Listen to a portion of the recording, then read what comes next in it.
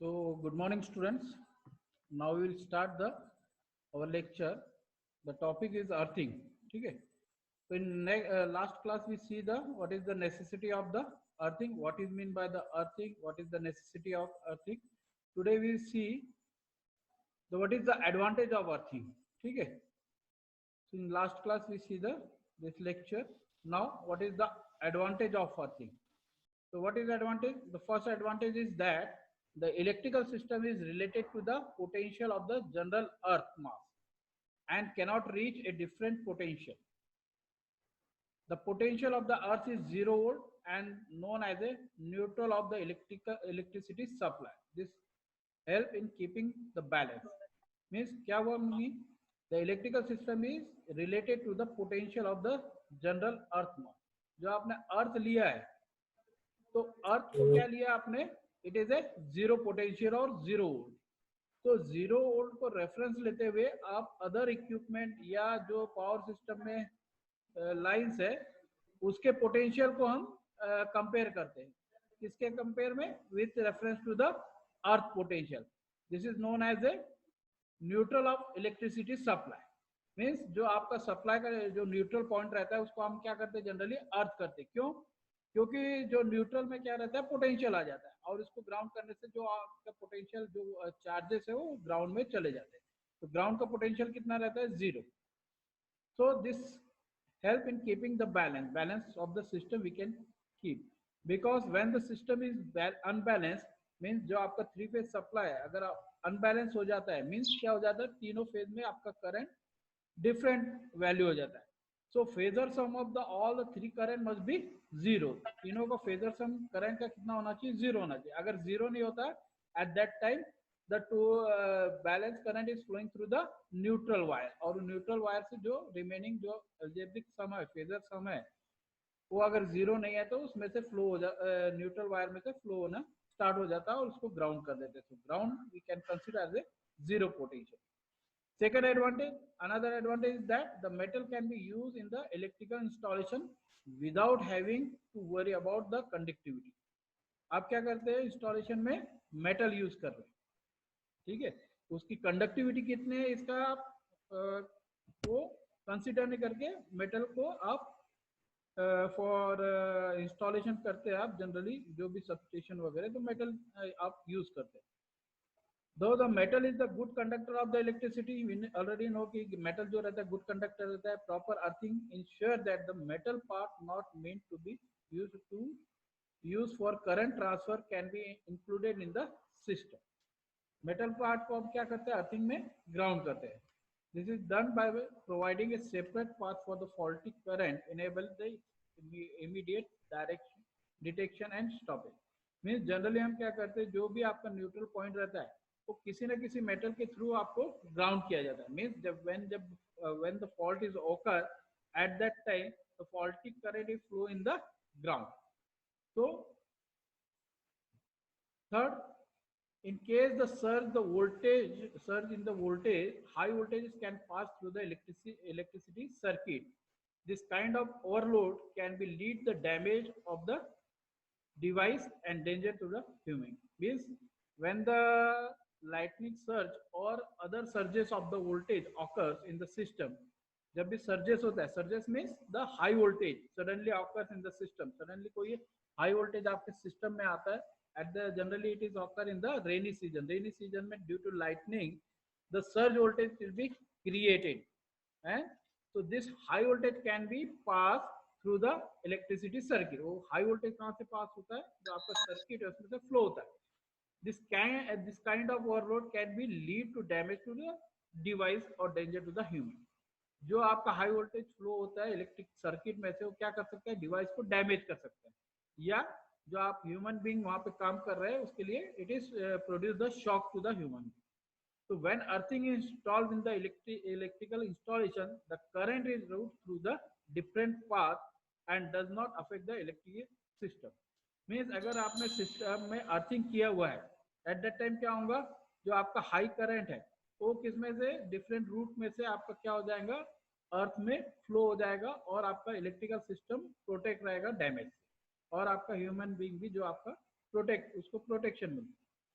Next, an electrical circuit has to be connected together with a lot of attention to the kind of reaction each transformer may have in response to any action on the part of any other transformer.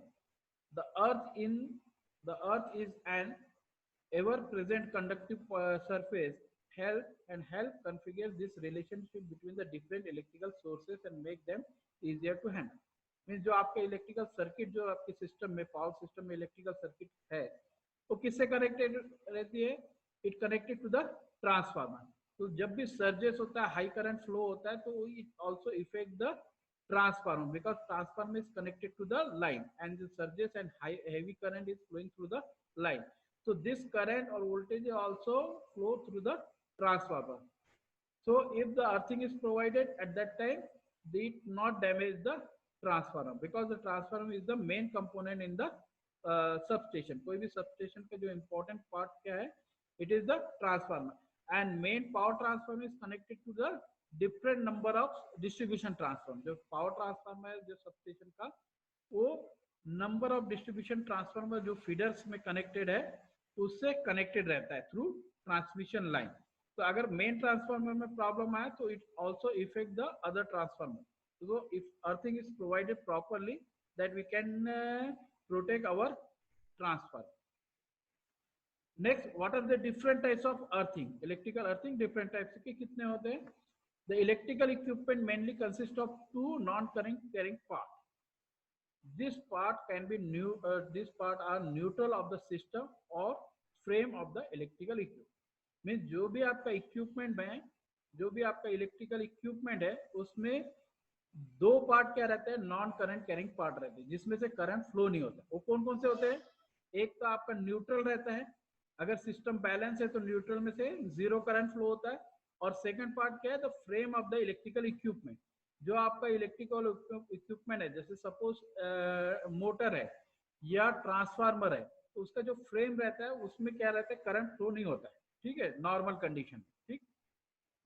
So depending upon these two non-current carrying part in the equipment, the earthing can be divided into two parts. First is neutral earthing and second is the equipment earthing. So earthing को कितने part में divide किया है? Two part में. एक neutral earthing, second is equipment earthing. क्योंकि main ही दो part रहते हैं आपका. एक सिस्टम में न्यूट्रल रहता है, सेकंड आप क्या रहता है? आपका इक्विपमेंट है. इक्विपमेंट में क्या रहता है? एक पार्ट जो आपका रहता है जो सराउंडिंग जो इक्विपमेंट का जो फ्रेम रहती है वो एक पार्ट जो रहता है वो non current conductor non current carrying path रहता है. मीन्स उसमें से करंट कभी भी फ्लो नहीं होता जब तक अंदर का सर्किट ब्रेक होकर के या वाइंडिंग ब्रेक होकर के उस फ्रेम को टच नहीं होती तब तक आपका उसमें करंट नहीं फ्लो होता है. सेकंड पार्ट क्या रहता है? आपका न्यूट्रल. न्यूट्रल जो रहता है सिस्टम का, नॉर्मली अगर सिस्टम बैलेंस है तो उसमें से कोई करंट फ्लो नहीं होता. When the current is unbalance at that time the current is flowing. तो इसलिए generally there are two types of earthing is provided. First is the neutral earthing, second is the equipment earthing. Means neutral को आप क्या करते हो? अर्थ करते हो. Second equipment का जो फ्रेम रहता है उसको आप अर्थ करते हो. So neutral earthing or sometimes it is called the system earthing. In neutral earthing, the neutral of the system is directly connected to the earth by the help of GI wire. किससे करते हैं आप system को? और neutral का जो अर्थ करते हो, मीन्स न्यूट्रल जो आपकी सिस्टम की है उसको अर्थ किसके थ्रू करते हैं? GI वायर के through. The neutral earthing is also called the system earthing. Sometimes it is also called the system earthing. Such type of earthing is mostly provided to the system where has the star wire. For example, neutral earth is provided to the generator, transformer, motor, etc. ठीक है. तो क्या करते हैं अपन? तो neutral earthing में जो आपका न्यूट्रल है, किसका न्यूट्रल? ट्रांसफार्मर का न्यूट्रल, जनरेटर का न्यूट्रल, मोटर मींस इक्विपमेंट का जो न्यूट्रल कनेक्शन है उसको आप अर्थ करते हैं किसके थ्रू? GI वायर के. ठीक है. So when the fault occurs or when the unbalanced system is there, at that time वो आपका न्यूट्रल में से आपका ग्राउंड में करंट फ्लो हो जाता है, मीन्स आपका इक्विपमेंट प्रोटेक्ट हो जाता है. Second is the equipment earthing, or it is also called the general earthing or protective earthing. Such type of earthing is provided to the electrical equipment. The non-carrying part of the equipment, like their metallic frame, is connected to the earth by the help of conducting wire. Means जो आपका वो equipment का जो frame है, इसको क्या करते हैं हम, अर्थ करते हैं. किसके थ्रू? कंडक्टिंग वायर के थ्रू. मीन्स फ्रेम को तो अर्थ करेंगे, लेकिन अर्थ किसके थ्रू करेंगे? Conducting wire. Why conducting wire? Because the current is flowing through the conducting wire. If any fault occur in the apparatus, the short circuit current to pass the earth by the help of wire. जब भी आपके system में fault होता है, short circuit होता है, eight that time जो आपका इक्विपमेंट में अगर फ्रेम में अगर आपका करंट फ्लो होता है, eight that time this current is pass through the ground through the this help of wire. Thus the protection of the system from this protect the system from the damage. Means आपका equipment जो है आपका damage होने से protect होता है. So mainly there are two types of earthing. First is the neutral earthing or system earthing. Second is the equipment earthing or the general earthing or protective earthing. Because it protect the equipment, so it is also called the protective earthing. It protect the equipment, so it is also called the equipment earthing. और general earthing means generally आप इस type के earthing use करते हैं. Means जो भी आपके devices है वो आपके तो उसके जो फ्रेम रहते हैं उसको आप क्या करते हो? अर्थिंग करते हो. ठीक है. तो mainly there are two types of earthing. So what is the importance of earthing? The earthing is essential because of the following reason. क्यों इंपॉर्टेंट है अर्थिंग का? The earthing protect the person from the short circuit current. जो operating person है, जो वहां पे काम कर रहा है, तो उसको प्रोटेक्शन मिलता है by using the earthing. So this is the main important of the earthing. Second, the earthing provide the easiest path to flow of short circuit current even after the failure of the insulation. Means जो आपका winding है, insulation आपने insulation provide किया हुआ है system में और wire में और वाइंडिंग्स में, तो उस इंसुलेशन अगर फेल हो जाता है तो क्या हो जाता है? Short circuit occur. If the insulation fail between the two winding, at that time short circuit occur. When the short circuit occur, the heavy current is flowing through the system. तो उस जो heavy current flow होता है उसको आपको easy path मिलना चाहिए. कहाँ पे के लिए? ग्राउंड में फ्लो होने के लिए. तो easy path कैसे मिलता है? By using the earthing. तो अर्थिंग के थ्रू उसको इजी पाथ हो जाता है, मीन्स वो इजीली ग्राउंड हो जाता है और आपका जो ह्यूमन बीइंग है वो आपका प्रोटेक्ट हो जाता है, मीन्स उसको शॉक नहीं लगता है. Third, the earthing protect the apparatus and the person from the high voltage surges and lightning discharge. Mean earthing क्या करता है? आपका apparatus और जो पर्सन वहां पे काम कर रहा है उसको हाई वोल्टेज सर्जेस मीन और लाइटनिंग डिस्चार्ज से प्रोटेक्ट करता है. Eight the time of lightning discharge in the rainy season में क्या होता है? आपका लाइटनिंग होता है. लाइटनिंग में क्या होता है? हेवी स्पार्क होता है और high voltage surges will be occur.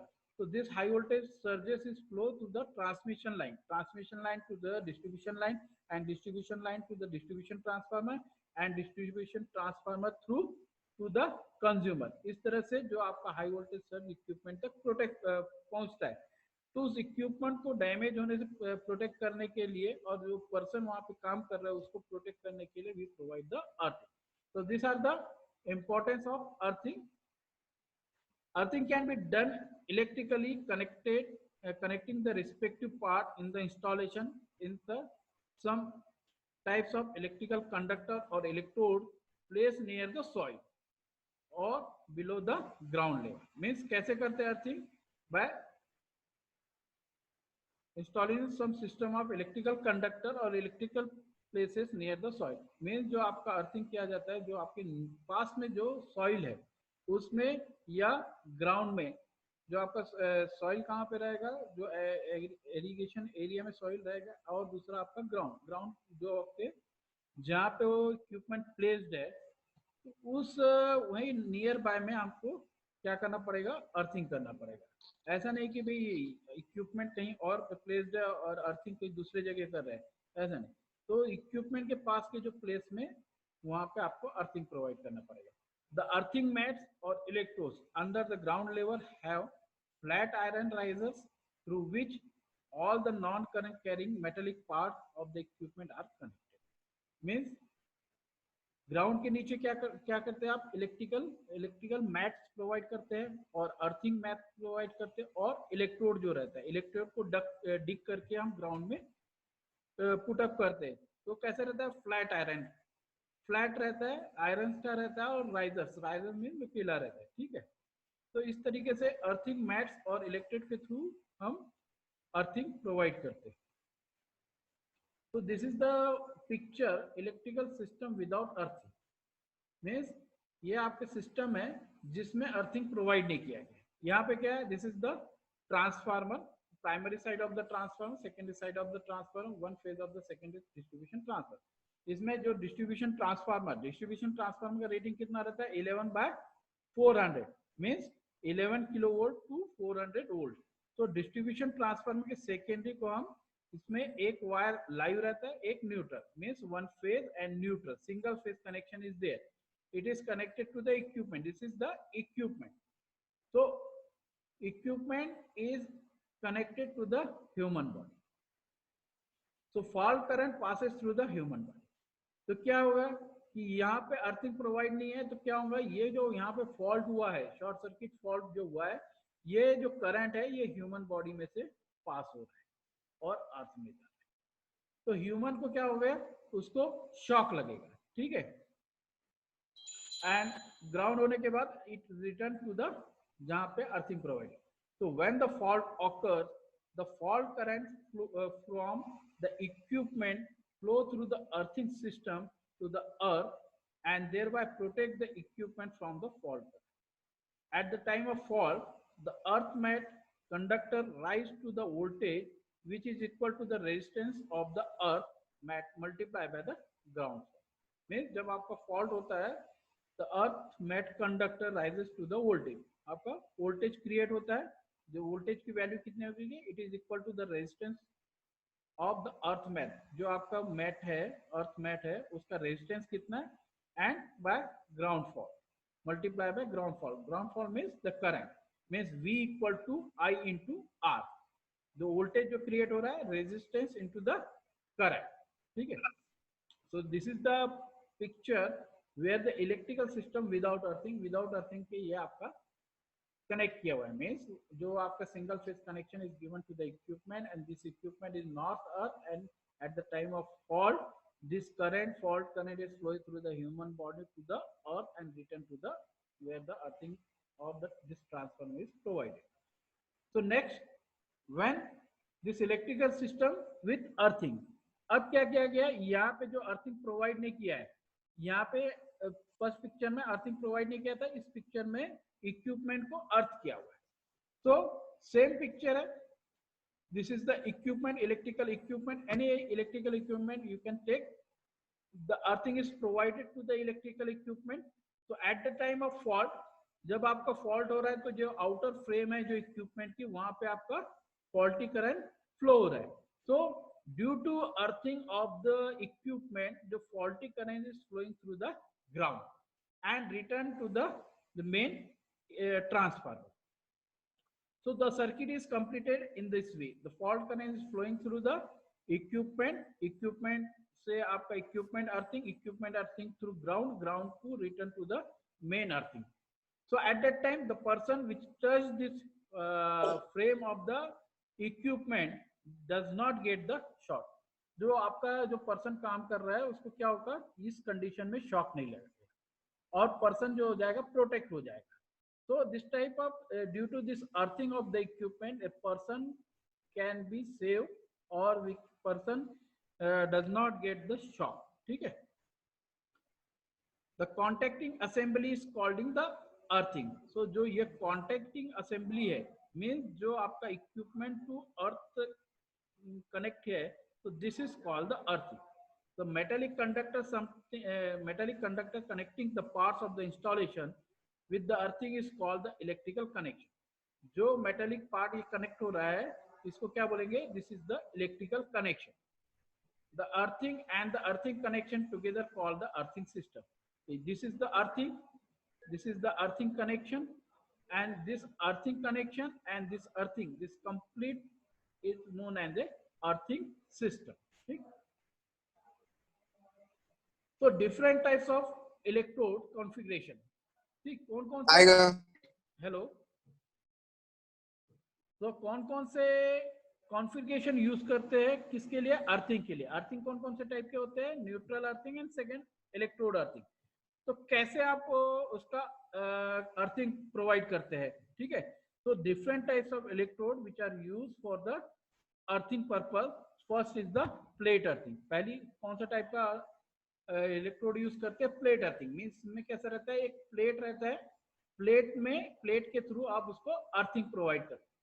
The plate earthing requires a copper or galvanized iron to be buried vertically into the earth is an electrical pit dug more than 10 feet into the ground. This earth pit are then filled with the charcoal or salt in the alternate layer. Means क्या हो रहा है?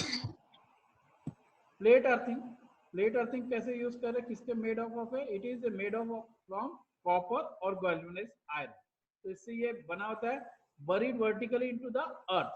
Means vertically आपको अर्थ के अंदर put up किया जाता है. कितने फीट तक? 10 फीट तक into the ground. 10 feet ground के नीचे में ये प्लेट अर्थिंग प्रोवाइड किया जाता है. और तो 10 फीट को फिल किससे किया जाता है? बाय चारकोल, कोक और सॉल्ट. नमक और कोक से इसको अल्टरनेटिंग लेयर में इसको फिल किया जाता है. तो this is done by the plate earthing. Second is pipe earthing. Means in pipe earthing we use the pipe instead of plate. यहाँ पे क्या करेंगे? आप पाइप यूज करोगे, प्लेट के जगह पाइप यूज करेंगे. The pipe of galvanised steel is placed in the soil instead of plate. Means pipe earthing में क्या कर रहे हैं? हम पाइप यूज कर रहे हैं. पाइप किससे बना हुआ है?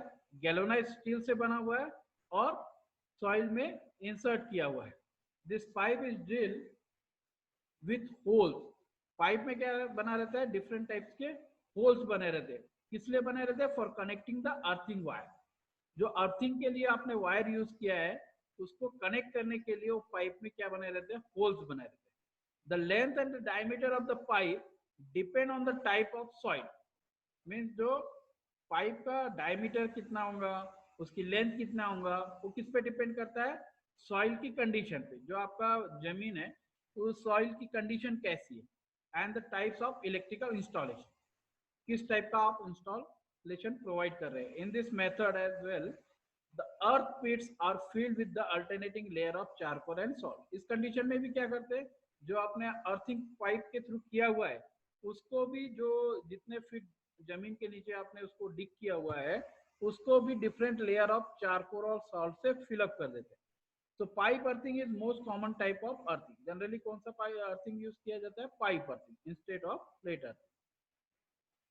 Third type of earthing is rod earthing. ठीक है. Similarly the pipe earthing, rod earthing require the burying of rod made of a copper and galvanized iron. Similarly जैसे प्लेट अर्थिंग करते हैं, पाइप अर्थिंग करते हैं, वैसे इस कंडीशन में रॉड अर्थिंग करते हैं. रॉड अर्थिंग भी किससे बना होता है? कॉपर और गैल्वेनाइज्ड आयरन का बना होता है. ठीक है. सिमिलर वे में आप जमीन के नीचे में रॉड को प्लेस करते हैं. Electrodes are embedded in the soil thus decrease the resistance of the earth as required. तो आपका मेन टारगेट क्या है कि जो आपका अर्थिंग जो प्रोवाइड किया हुआ है वो क्या करना चाहिए? उसका रेजिस्टेंस कैसा होना चाहिए? लो रहना चाहिए. क्यों लो रहना चाहिए? क्योंकि at the time of fall heavy current is flowing in the system. वो जो करंट की वैल्यू ज्यादा रहती है उस करंट को पाथ मिलना चाहिए. तो current is always flowing through the low resistance path. Current जो रहता है हमेशा लो रेजिस्टेंस पाथ से फ्लो होता है. सो अगर रेजिस्टेंस अगर आपका लो रहेगा तो maximum current is flowing through the earth. Next is the wire earth. जैसे रॉड है अर्थिंग है, सिमिलरली वायर अर्थिंग. इसमें क्या किया जाता है? Wire you can use.